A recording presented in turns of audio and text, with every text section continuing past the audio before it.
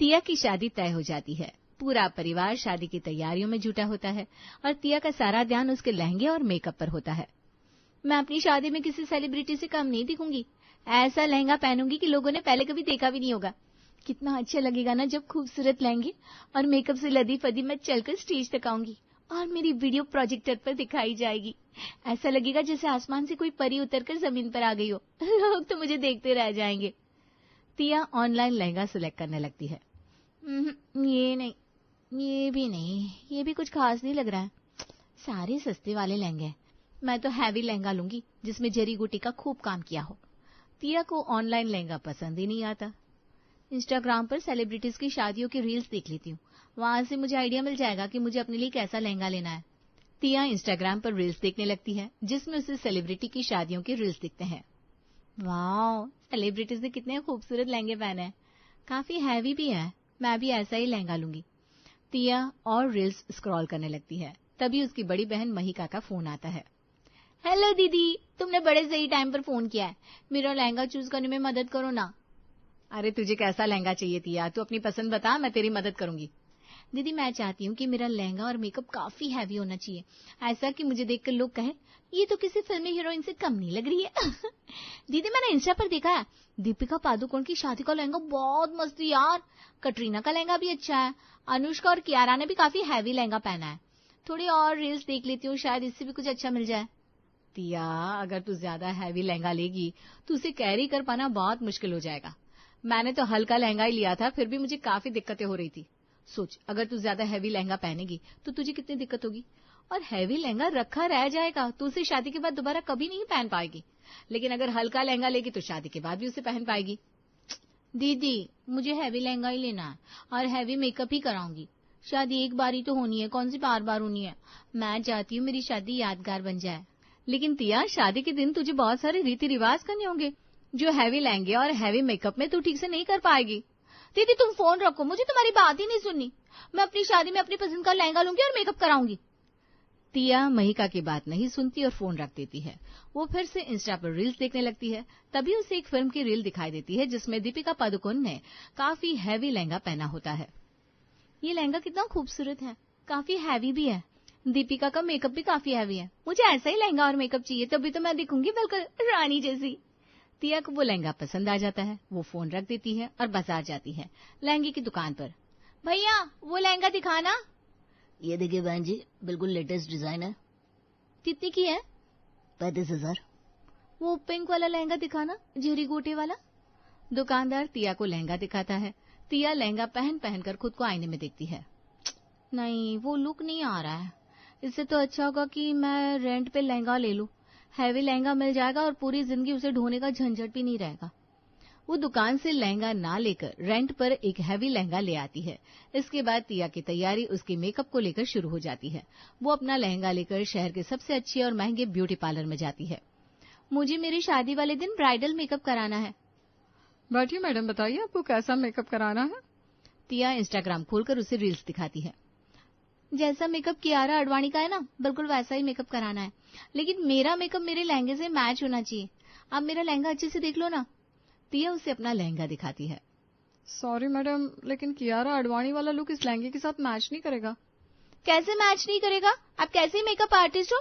आपका तो काम ही यही है। शहर में आपकी ब्यूटी पार्लर का इतना नाम है, वो सब ऐसे ही है क्या? मैडम आप कैसी बात कर रही हैं? हम ब्राइडल मेकअप स्पेशलिस्ट हैं। हमें पता है कि इस लहंगे के साथ कैसा मेकअप अच्छा लगेगा। आप जो कह रही हैं वो नहीं हो पाएगा। इस लहंगे के साथ कियारा आडवाणी की लुक नहीं जाएगी। साफ साफ बोलो ना, आपकी बस की बात नहीं है ये। मैडम आप हमें ऐसे नहीं बोल सकती। हाँ मेरी गलती है, मैं गलत जगह आ गई। तिया अपना लहंगा लेकर वापस घर आ जाती है, जिसके बाद वो इंटरनेट पर कुछ और लहंगे और मेकअप एक्सप्लोर करती है और फिर उसका मूड अचानक से चेंज हो जाता है। क्यों ना मैं अपना लहंगा खरीद लूं, इस रेंट के लहंगे के चक्कर में क्यों पड़ना। वो रेंट पर लाया हुआ लहंगा वापस कर देती है और मॉल से काफी खूबसूरत और हैवी लहंगा खरीद कर ले आती है। अब शादी वाले दिन तिया को तैयार करने के लिए पार्लर वाली घर आती है। वो तिया को उसका लहंगा पहनाती है। मेरा मेकअप हैवी होना चाहिए, बिल्कुल किसी फिल्म स्टार की तरह, ताकि मैं सबकी नजर में रहूं। आज तो आपकी शादी है, आप वैसे भी सबकी नजर में रहोगी। नहीं, मेरा मेकअप सबसे अलग होना चाहिए। मैं आम दुल्हन की तरह नहीं दिखना चाहती। आप चिंता मत करो, जैसा आप चाहती हो मैं आपका वैसा ही मेकअप करूंगी। आज मेकअप का सारा सामान खत्म करके ही जाऊंगी बस।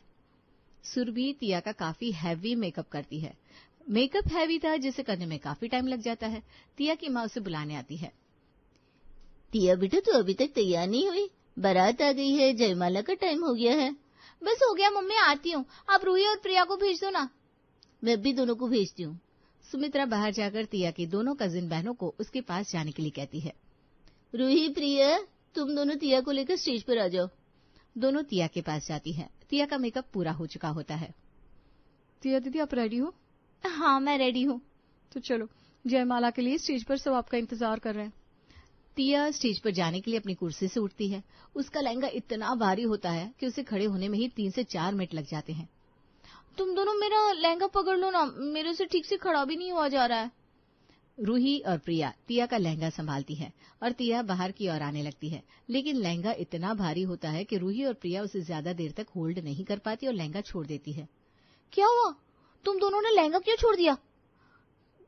दीदी लहंगा बहुत भारी है, हमसे नहीं संभाला जा रहा। दीदी मैं स्वीटी और पिंकी को बुलाकर लाती हूँ। रूही स्वीटी और पिंकी को बुलाकर लाती है, जिसके बाद चारों बहनें तिया का लहंगा संभालती हैं और तिया चलना शुरू करती है। लेकिन लहंगा बहुत भारी होने के कारण वो ठीक से चल नहीं पाती है। उसके कदम डगमगाने लगते हैं। दीदी जयमाल का मुहूर्त निकला जा रहा है और तुम बच्चों की तरह एकदम धीरे धीरे कदम रख रही हो, ऐसे कैसे पहुंचोगी स्टेज तक? अरे तो क्या करूं, मेरे से चला ही नहीं जा रहा है। हमने तुम्हारा लहंगा तो संभाला हुआ है, तुम आराम से चल के जाओ ना। चारों कजिन बहनें तिया का लहंगा संभालने के चक्कर में उससे काफी चिपक कर चल रही थी। अरे तुम लोग जरा मुझसे दूर रहो ना, बिल्कुल मेरे चेहरे के पास आ गई हो, मेरा मेकअप खराब हो जाएगा। दीदी हमने आपका लहंगा संभाला हुआ है, आपसे दूर नहीं जा सकते। तिया अपना मेकअप बचाने के लिए अपने दोनों हाथों से अपने चेहरे को ढक लेती है और धीरे धीरे चलते हुए स्टेज तक आती है। अब इतना हैवी लहंगा लेकर स्टेज की सीढ़ियां चढ़ना तिया के लिए किसी चुनौती से कम नहीं था। तिया स्टेज की सीढ़ियों को घूरने लगती है। स्टेज पर खड़ी उसकी बड़ी बहन महिका, जो कि आरती की थाल लेकर खड़ी होती है, वो तिया से कहती है, तिया क्या सोच रही है, जल्दी से ऊपर आ। मैं ऊपर कैसे आऊं? लहंगा इतना भारी है कि मुझसे सीढ़ियां नहीं चढ़ी जाएगी। महिका धीरे से बुदबुदाती है, मैंने तुझसे कहा था इतना भारी लहंगा मत ले।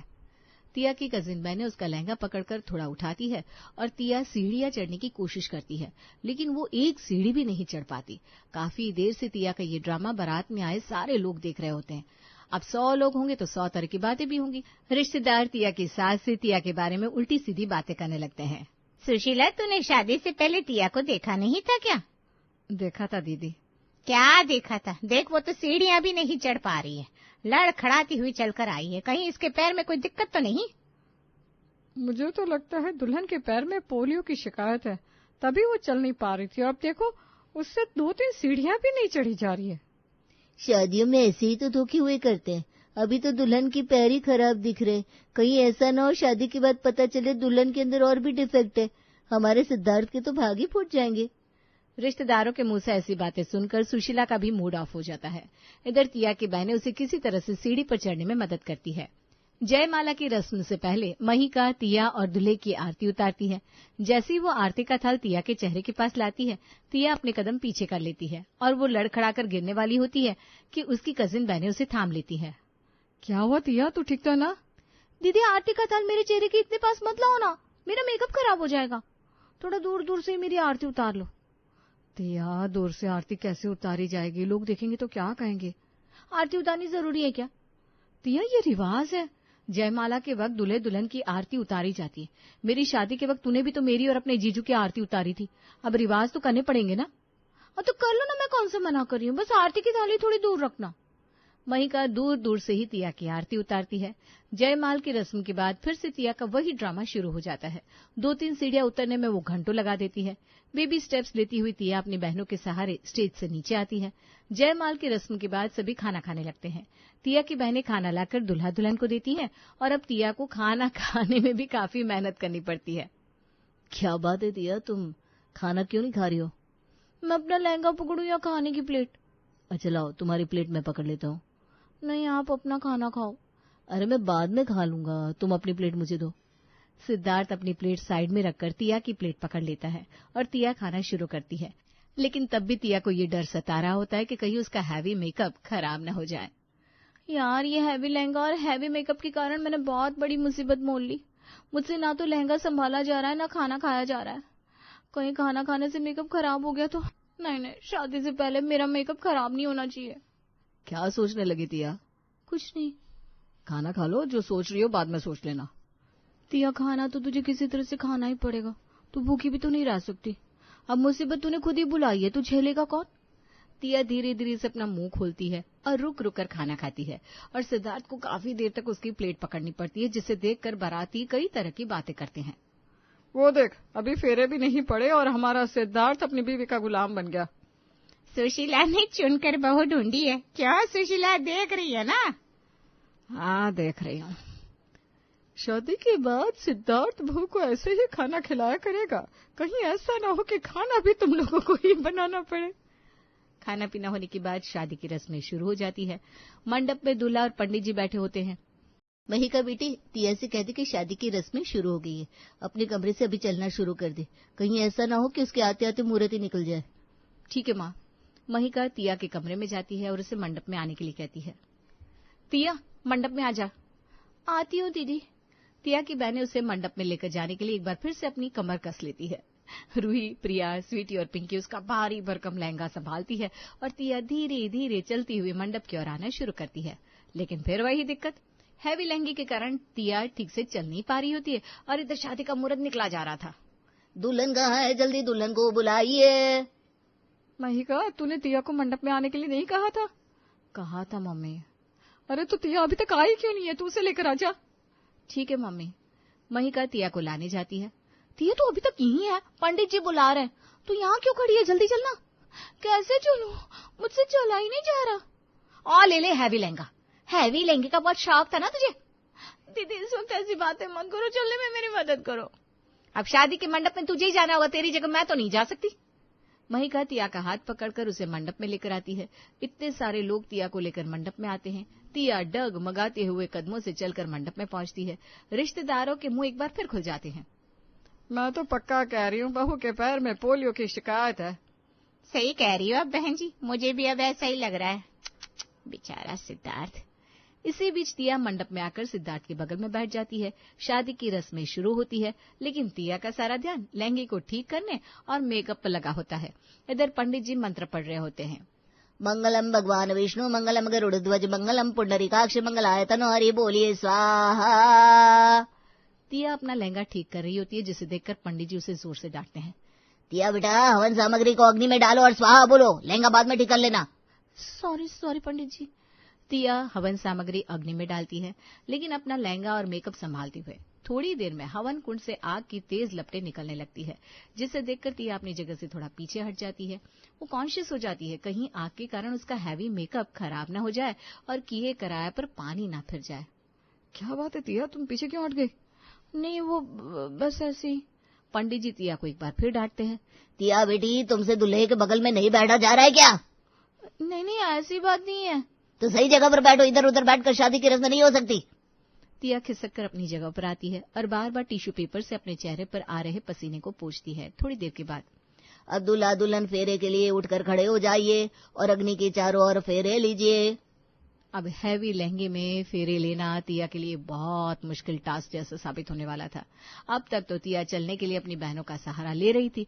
फेरों के लिए भी वो अपनी कजिन बहनों को इशारे से बुलाती है। रूही, प्रिया, स्वीटी और पिंकी मंडप में आती है और तिया का लहंगा पकड़कर चलने लगती है। 1 मिनट रुक जाइए। सभी रुक जाती हैं। अब सबकी शादी हो रही है क्या? सिद्धार्थ बेटा, तू 5 बार लड़कियों से शादी कर रहा है क्या? अरे ये आप क्या कह रहे पंडित जी, मैं ऐसा क्यों करूंगा? पंडित जी, सिद्धार्थ जीजू के साथ तिया दीदी की शादी हो रही है। तो दुल्हन के साथ आप लोग फेरे क्यों ले रही है? आप लोग यहाँ से जाइए, दुल्हन को फेरे लेने दीजिए। तिया की चारों बहनें वहां से चली जाती है। तिया असहाय नजरों से उनकी तरफ देखने लगती है। ये तो चली गई, अब मैं इतने भारी लहंगे में फेरे कैसे लूंगी? मुझसे तो चला ही नहीं जाएगा। ये लहंगा या मुसीबत पता नहीं। हैवी लहंगा लेने का फितूर मेरे दिमाग में कहां से आया था।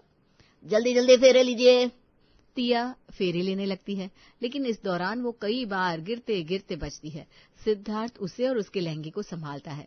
इधर सारे रिश्तेदार सुशीला को देखकर इशारा करते हैं, मानो कह रहे हो, देख ले, ये ड्रामा अब पूरी जिंदगी देखने को मिलेगा। खैर, किसी तरह से तिया शादी की रस्में पूरी करती है और लहंगे में ही उसकी विदाई होती है। विदाई के वक्त तिया खुलकर रो भी नहीं पाती। पापा मम्मी को छोड़कर जाने का बहुत दुख है, रोना तो बहुत आ रहा है, पर अगर मैं रोई तो मैंने जो इतना हैवी मेकअप कराया है सब खराब हो जाएगा। मेरा मस्कारा, आई शेडो, आईलाइनर, नहीं, ये सब मैंने बहुत पेशेंस से करवाया, इन्हें खराब नहीं कर सकती। तिया ठीक से रो भी नहीं पाती है और विदा होकर ससुराल चली जाती है। ससुराल में भी रीति रिवाज करने में तिया को बेहद परेशानी होती है। तिया की ननद कुसुम उसके आगे ढेर सारी टोकरी रख देती है। तिया बहू, इन टोकरी पर पैर रखते हुए अपने कमरे तक जाना होगा। अब इस लहंगे को संभालू या टोकरी पर पैर रखो, मैं कहाँ फंस गई यार। क्यों ही लिया मैंने ये लहंगा, कमरे में जाती ही सबसे पहले इसे उतार फेंकूंगी। क्या बात है तिया बहू, क्या सोच रही हो? कुछ नहीं मम्मी जी। तिया दोनों हाथों से अपना हैवी लहंगा पकड़कर टोकरी पर पैर रखती है और वो डगमगा जाती है। वो गिरने ही वाली थी कि तभी सुशीला उसका हाथ थाम लेती है। तिया बहू, तेरे पैर में कोई प्रॉब्लम है क्या? प्रॉब्लम मेरे पैर में नहीं मम्मी जी, मेरे लहंगे में है। मैंने इतना भारी लहंगा ले लिया है कि ये मुझसे संभाला ही नहीं जा रहा। अच्छा, कोई बात नहीं, अपने कमरे में जाकर इसे बदलकर हल्के कपड़े पहन ले। मैं भी इसी बात का इंतजार कर रही हूँ, कब मैं अपने कमरे में पहुंचूं और अपना लहंगा उतार फेंकूं। सारे रीति रिवाज पूरे करने के बाद तिया अपने कमरे में जाती है और सबसे पहले वो अपना भारी भरकम लहंगा उतारकर हल्का सा सूट पहन लेती है। हाय, अब जाकर राहत मिली। उसी समय तिया के पास उसकी बहन का फोन आता है। तिया, कैसा रहा तेरा हैवी लहंगे का एक्सपीरियंस? दोबारा पहनेगी उसे? अरे भाड़ में गया हैवी लहंगा, मैंने उसे खरीद कर बहुत बड़ी गलती कर दी। अब उसे दोबारा पहनना तो दूर, उसकी तरफ देखूंगी भी नहीं।